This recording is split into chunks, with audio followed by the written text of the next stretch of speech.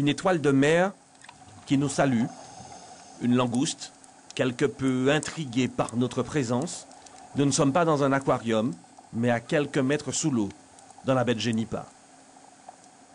Et ce jour-là, 2 scientifiques étaient également sous l'eau pour observer, photographier et répertorier toutes les espèces végétales ou animales existantes dans la mangrove de cette baie de Genipa.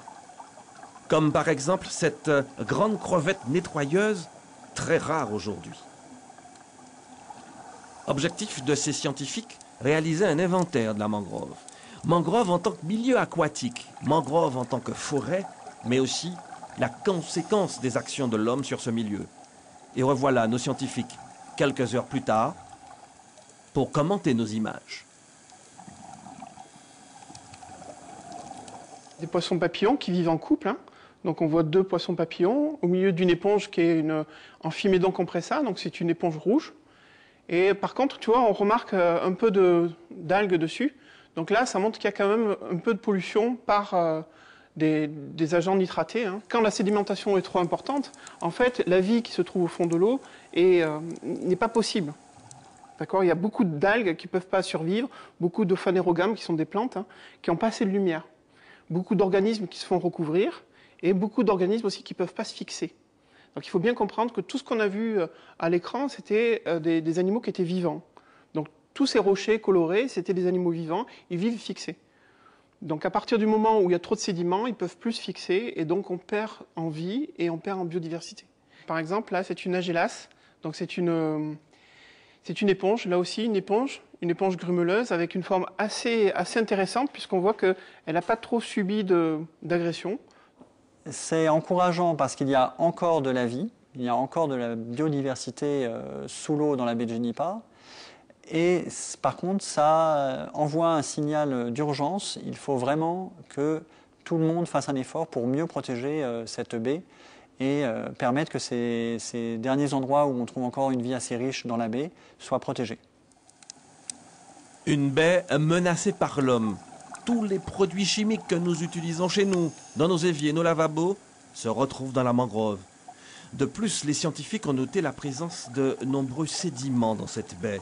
Ces sédiments, c'est par exemple de la terre agricole que l'on retrouve ici parce que l'homme ne sait pas construire aux abords de cet espace. Il faudrait réfléchir sur comment éviter que l'eau prenne une accélération et emporte des particules. Puisque une des premières à subir cet effet-là, c'est bien la mangrove. Donc elle a un effet tampon de limiter l'éloignement de ces particules, mais elle ne peut pas faire plus qu'elle ne peut. Ça, c'est des sabelles magnifiques, hein, ça s'appelle. C'est leur nom. Donc, c'est des vers qui ont des sortes de tentacules qui leur permettent d'attraper tout un tas de particules dans l'eau et vont donc se nourrir. Donc, c'est intéressant d'en voir. Là, on voit bien un écosystème assez complet, hein, assez vivant, assez riche en biodiversité. Donc, beaucoup d'éponges, des coraux.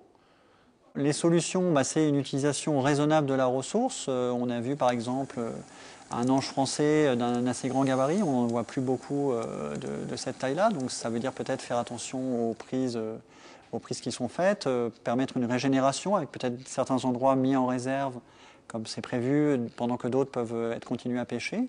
Et c'est également éviter une trop grande sédimentation venant de la terre.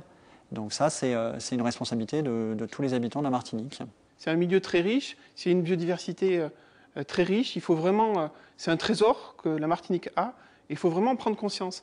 Et dans l'esprit des gens, la mangrove, c'est quelque chose de sale, qui sent pas bon, etc. Or, c'est quelque chose de très riche.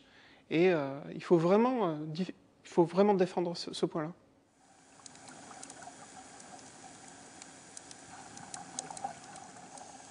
Voilà donc à quoi ressemble la vie dans la mangrove. Cette étude financée par la ville du Lamentin ne fait que débuter. Elle nous permettra de tout savoir sur ce milieu très méconnu, la mangrove, si importante pour notre écosystème.